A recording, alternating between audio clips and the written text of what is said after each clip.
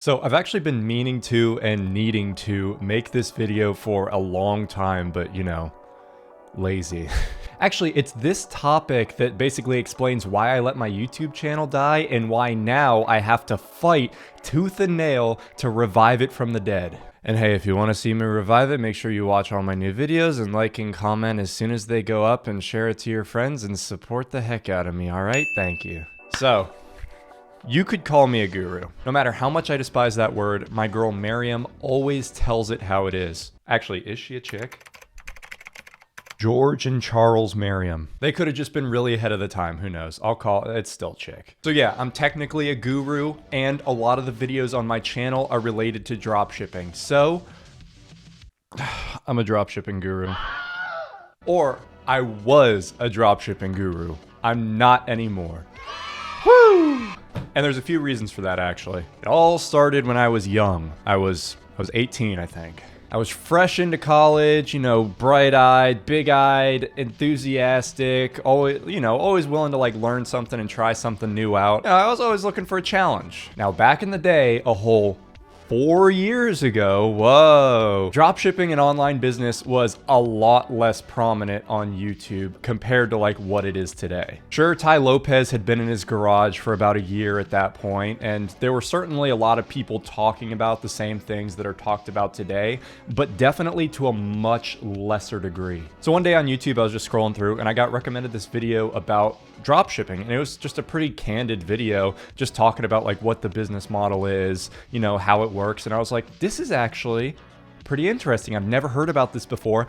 I'm gonna go ahead and try it. So, spoiler alert, I did try it. And now I did hardly any research into this. I basically jumped in as fast as I possibly could. I made this absolutely garbage Shopify store called beautyandbags.com. And in my mind, I was dead set on being the world's #1 distributor of garbage Chinese purses, bags, jewelry, and makeup. I literally spent like a few days loading about 100 bags from AliExpress onto the just like nondescript, like totally normal bags that aren't interesting in any way. A few days just loading them on there, and I was like super excited about this. So after like 2 weeks of setting up my store, making sure everything's perfect, and still doing virtually no research at all, I went ahead, pushed the store live, and started running some Facebook ads. Now I was only spending about like $10 to $20 a day, but man, I didn't sell anything. For literally weeks, I made absolutely no sales, and it was probably the most depressing thing that anybody has ever seen. Thankfully, I didn't share it with anybody, but I was like, why is nobody wanting to spend $50 on this $5 crappy owl purse that I got off of AliExpress? Nothing made sense to me. So long story short, the first few weeks or months of my whole dropshipping career was honestly pretty rough. I kept testing new products though, and eventually, I think it was like New Year's Eve is when I found this one. I landed on a winning product, and it was, actually I need to go get it, hold on. It was this crappy little, is it focusing? I think it's focusing. This thing, garbage little Zodiac moon necklace thing. I had tested so many products at this point, but with this product, I put up the ad and literally the next day I had a sale. This is it, I thought to myself. I'm making Wi-Fi money. Never mind the fact that at this point I was down about $300, a lot of time, and about a fistful of my own hair. But I mean, from that point, I scaled up. First of all, I redesigned my website to only be about Zodiac stuff. I was like, let's go ahead and niche down a little bit. So I did that, put some new Zodiac products on there, and I called my website Zodi Shack. And like, here it is. Here's what it looked like. Shut up. I was happy with it. So I started selling more necklaces. I sold more products like this ring right here. Can you see that? Wow, you can't see anything. It's a cheap little Zodiac ring. Honestly, these things sold like hotcakes. And I actually started to make some pretty good money. I got to the point of making over $100 a day, and I was actually doing so well with these products that I was ordering them myself in bulk. I have literally still like 100 of these little rings and honestly 100 of these necklaces sitting around right now. Started doing that. I started shipping them out in their own custom little packaging. I had these little velvet bags I put them in. I had bubble mailers, a label printer, and I also put like this little, oh, you know, get a discount, order again, you know.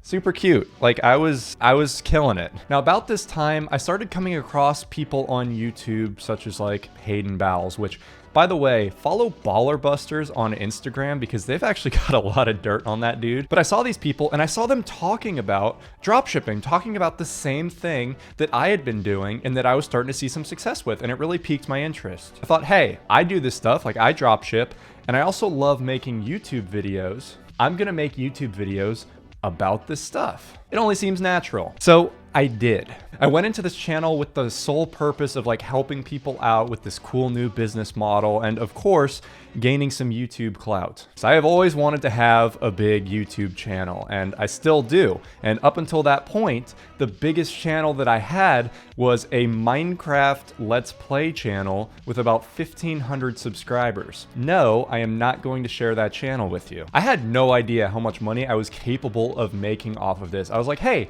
I could just make these fun little videos. I can help people out, gain some YouTube clout, and maybe make a little bit of AdSense revenue on the side. Boy, was I wrong. Boy, was I wrong. So this was basically just a little hobby until my videos actually got monetized. And man, did they get monetized. Here's the thing with these like online business dropshipping videos on YouTube. They get insane ad revenue. When I make a video about dropshipping, scammers like this guy and this guy and this guy all pay a ridiculous amount of money to shill their garbage to you. So an average CPM for YouTube is about $5, maybe $10 on like the way upper end and like $2 on the lower end for like gaming type videos. My videos to date, on average, have gotten a $35 CPM. That means for every 1,000 monetized views on my channel, I make $35. This is insane. As you can imagine, this resulted in some crazy ad revenue. But at this point, my dropshipping store was still running well. I had made about $30,000 profit off of it at that point. So I was like, cool, this is just some nice supplemental income to that. It's not gonna like take it over. It's not gonna be my main focus. It's just nice to have those two different income streams coming in. I didn't really see this for what it was yet until I discovered courses. You know, courses. The step-by-step guides that literally everybody and their mother sells now. I saw other people in the same space starting to make these, and some of my subscribers were asking for it, so I was like, hey, let me give the people what they want, and let me roll in a little bit of that sweet dough, and I made a course. And it was basically a summation of everything that I had done to get my store to where it was that day, which was basically about making $100 profit per day, very, very consistently and very hands-off. And then I just charged $200 for it because I was like, I guess that's what people are charging and willing to pay for it. So I did, and away I went. So fast forward through this period where I was just making more videos, you know, selling the course, generally doing pretty well. My dropshipping store started to fail hard. Slowly but surely, my ads stopped working, products stopped selling, and I was left with a lot of this garbage. Now, believe me, I tried for months to revive things, okay? I tried new products, new ad sets, a whole new website design. I even tried opening up a new store. I'm gonna tell you, I had zero success. My poor, sweet baby dropshipping site died in my arms. And so I was like, this is fine. Oh my God, this is...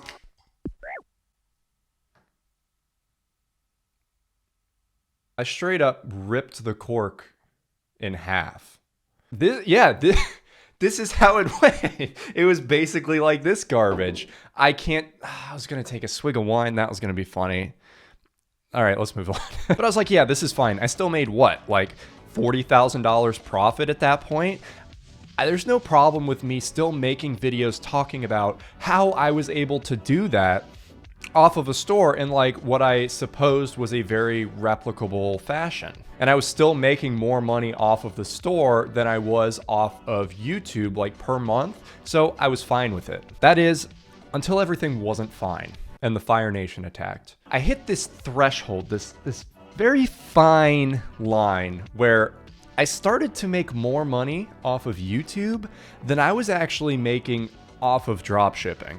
And this is where I had my little oh crap moment. And this is where a lot of things changed. It just felt wrong to sell my knowledge about something that is making me less money than, talking about that thing. And also something that has just been slowly dying over time. I launched a revamp of the course focused around like blogging and SEO, something that I had been doing for a little while at the time and something that I am still doing to this day, and it's my main business venture, but eventually I closed that down as well. Since that point, I've just had a really, really bad taste in my mouth regarding this industry, and I've since pivoted my channel away from what it was. But as you can tell, I've drastically slowed uploads. I really am just focusing largely on my own personal business ventures outside of YouTube. And really the only thing that I offer are personalized like store reviews or maybe like one-on-one consulting calls for people that really, really want that. But I don't even really push that at all. I even abandoned my 5,000 plus person email list, which, come to think of it, it's actually worth a lot. Hello, Russia? Oh, yeah. Oh, you're not gonna believe what I have for you. So that's my story. And you may be saying, Zach, what specifically do you have problems with? And let me go ahead and answer that because I have an itemized list of what I have a problem with regarding the drop shipping, education industry type thing, whatever the hell I'm in. I don't know what you call it. First of all, this is the big one. You can make a lot of money in this industry if you just turn down your morals, put your head down, and just charge straight ahead. I had the potential to make so much more money than I actually did off of this. People were offering me hundreds of dollars per month just for personal mentorship and coaching. And in addition to that, if I were to have shilled my course harder and pushed it and tried to like upsell it and run ads to it, and I could have even raised the price of that, that would have brought me a lot more money than it did as well. While I personally could not do this, there's basically a plethora of people that are willing to just shut down their conscience forever and just tackle this industry and get all the money that they possibly can. If you pretend that you know what you're talking about, give the illusion of success, and basically just regurgitate information from other people that you have watched and listened to, there's no shortage to the amount of people that will listen to you and pay you money for what you have to say. If someone really, really wants money, this is an absolute no-brainer of a path to take. If you don't have morals and you don't care about people, this is so easy to make money with. I've actually seen a few of my subscribers who have failed, and I know that they have failed because they have let me know, switch over to being a guru and make a hell of a lot more money. Oh, I wish this wine was open right now. I would be chugging it. These people without a conscience are taking advantage of a lot of people, a lot of good people. And that leads me into point number 2. Customers in this industry are just looking to make a better life for themselves. It can be very easy to look at the people that fall victim to these dropshipping scammers and be like, oh, they should have known that. They should have known that these people were full of crap. But that's not the way to go about things at all. They don't know what some of us know, though, and this is something that I've come to realize as time has gone on, victim blaming definitely is not the way to go here. Most of the people that spend hundreds or thousands of dollars on these courses and these mentorships and these trainings that all turn out to be just bad scams are really just trying to make their lives better, and they're trying to see some sort of success. They see this person that looks successful and that sounds like they know what they're talking about, and surely they wouldn't be lying about this just to make a few extra bucks off of, people that don't know any better. So they spend what little extra capital they have and what little time they have outside of their busy lives to invest in this business venture. These ambitious people that want to start a business then basically waste everything that they have that could have gone towards starting a successful business on something that ultimately leads them nowhere. And by the time they realize that the person they were following is just totally full of garbage, it's usually too late. They've wasted basically all of their extra money and time, and most people aren't able to recover from this point. It's not like you're taking advantage of the average Joe Schmo by selling them a weight loss pill that, doesn't really work, which terrible thing to do, by the way. But what you're doing here is you're taking advantage of children that are trying to get a head start in their lives. You're taking advantage of adults that are trying to start over and build a better life for not only themselves, but their families. And you're taking advantage of people that just want to start their entrepreneurial lives, but weren't really sure how to go about doing it. Entrepreneurship is great when done correctly, but these people simply aren't given the chance to do it correctly. Instead of being told, how it is in very simple, straightforward, no BS terms, they're distracted with all this garbage, all the glitz and glamour, and, oh, look how successful I am, look how happy I am. You have to do these things that I tell you, and you have to pay me so you can figure out what those secrets are. They're distracted by this garbage that isn't relevant and it isn't useful. It's honestly pretty sad. Speaking of stuff that isn't relevant, that brings me to point number 3, and that, wow, the stuff in this space is not relevant. There are so many things wrong with this business model. So many. Look, there are people out there that make money dropshipping and doing this, and dropshipping is always going to be around as a business model, but come on. If I were to scroll through and watch dropshipping videos that were made like this month, I guarantee that most of them are basically going to be repeats and rehashes of popular videos from 2017. People are touting the same approach and same strategy, even though that strategy has been dead for years. Trending products, they shout. Facebook pixel seasoning, they cry. Instagram influencer marketing for these garbage $5 earbuds, they scream. Listen. Online business is a constantly changing space. And sure, there are constants that are present, such as just the fundamentals of sales and marketing. But a lot of different approaches and a lot of different strategies do change, and they do change fairly frequently. For example, Facebook ads have changed drastically over the past couple of years. What may have worked back then does not necessarily work now. It is an entirely different space. And I have actually made a video on this. I made it over a year ago called I Love Facebook Ads, but I stopped using them. Highly recommend you go watch that video. Talks all about this idea. When these gurus that don't have any experience in the industry try and teach it, they don't have any anecdotal experiences or evidence with the stuff that they're teaching, so they don't know that what they're talking about is just utter crap. It's irrelevant. It doesn't work. It's never worked in some cases. They simply mimic what other people are saying, and those people mimic other people, and they mimic other people, and it's mimics all the way down. The best way to go about things then is to just try it out for yourself. And sure, it may take a long time to do this, and you may not want to. You may want to like take the shortcut and be like, oh, they tell me exactly what to do anyway. But in doing this, you get to try things out for yourself. And this is what I did to initially be successful with my first, kind of garbage dropshipping store. Tried things out for myself, tested, found what kind of worked, honed in, found what specifically worked for my specific situation. This is a big problem with courses then, as people are paying hundreds or thousands of dollars to find out what specifically worked for this one specific person's specific business. I mean, everybody's different. There's not one just step-by-step consistent thing that you can apply to every single business. Every business is different, and every business requires a very specific business plan based off of just everything that has gone into the business, what it's selling, what its target market is, what its sales channels are, all that stuff. There is no overarching strategy that you can apply to everybody. And I really realized this when I was selling my course, and I would be emailing students a lot back and forth, helping them with their individual situations. And I realized that what I was teaching may have worked for me, but it doesn't necessarily work for them.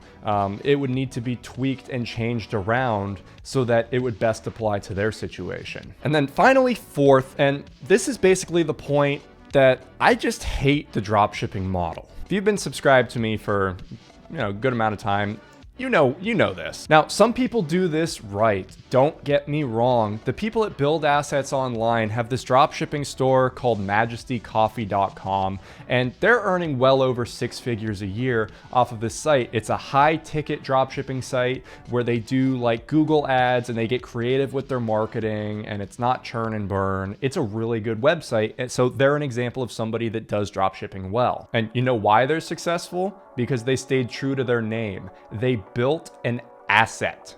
That word right there, asset. Dropshipping in and of itself, as it's defined by basically all the gurus in this space, is fundamentally a churn and burn business model. These gurus say that you should make a store, find a trending product, run this store for all that it's worth, just milk it dry, and then dump it and move on to the next project. There is just so much wrong with that. I mean, sure, screw it. Okay, sure.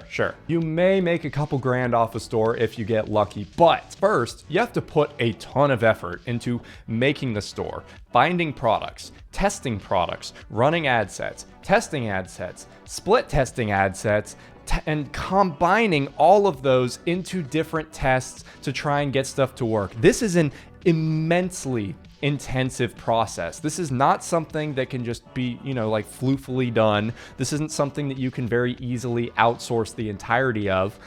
It's a very hands-on process that takes an absolute crap ton of time. And you have to do this for each and every website that you make. If you're making a new website every 3 months, that's a lot of work. At that point, you're better off just getting a 9-to-5 job, getting that guaranteed paycheck, and working for maybe a third of the time. Sure, you gotta go into an office. Whoa, but you're not spending 19 hours a day running all these different tests. Second of all, this is not a guaranteed business model by any means. Some people get lucky, most people do not. And that's the key right here, luck. A big portion of dropshipping runs off of luck. In order for these websites to succeed, they need to have the perfect combination of product, design, and advertisement. And you may put in hundreds of hours trying to find that perfect combination, but it's not guaranteed that you're actually going to find it and that your hard work is going to pay off. This is opposed to a different online asset, like let's just say a blog that makes money through affiliate and ad revenue, where as long as you're picking good keywords and you're writing good content consistently, then you've got a very strong chance at succeeding as long as you're better than the competition. It's a very quantifiable thing. And then third, you have no asset. We're going back to this asset word. You have none when you build these stores. I'm sure a lot of you have seen at least one of my Shopify marketplace videos where basically, I go through the video and I just find shell after shell after shell of dead dropshipping stores being sold on there. These websites were run for about 3 months, made a little bit of money. We don't know how much profit they actually made. And then you can see their sales just stopped. And once they got to that 0 point for the month, or very, very low, and they were losing money, the site owners try to unload the sites on other people. Newsflash, if a website is not making money, it is not worth money. This Majesty Coffee site that has been making 6 figures a year consistently can be sold off to another person under the guise of, hey, this website has been making 6 figures consistently and it is currently still at that point. So when that person buys that website, buys that asset, they know, okay, it's not guaranteed, but there's a very good chance that the trend will continue and I can expect to make this much money in this much time. When a website is done and isn't making any money, it's not worth anything because what was making it money in the past isn't necessarily working today. So all that work that you put into that dropshipping website, even if it made you some money, in a couple of months, once it dies, it dies. All that work was only for that money that you made. You weren't building up an asset in the big picture of things. So you need to build an asset. My websites that I own and am growing right now are making about $500 a month, and that's consistently going up. It's actually seeing really good growth right now. So if I were to sell those websites right now, not only am I making $500 a month off of them, but I could sell these websites for about $17,000, $18,000. And now that's not mind-blowing by any means, but it's consistent and it's an asset, and I can get that money if I decide to get out of this. So yeah, that's not everything that I wanted to say. I mean, I'm sure I left some parts out while filming this, but that's really the gist of it. Hopefully that gave a little bit of insight into the life of a guru and what's currently wrong with the industry. I might live stream to discuss this further. Who knows? Regardless, that's it. That's my dropshipping mic drop. I'm not gonna drop this one because this is an expensive little mic. Remember guys, just be smart and think twice. Definitely be ambitious and go out there and try new things, but always reevaluate situations, always be thinking logically about things, and don't just jump blindly into things and trust people. The world of online business is great. There's a lot of great opportunities, but there's also a lot of snake oil salesmen, and you just need to watch out for yourself because there are a lot of people who are willing to push their morals and conscience aside if it means that they can make a lot of money. So watch out.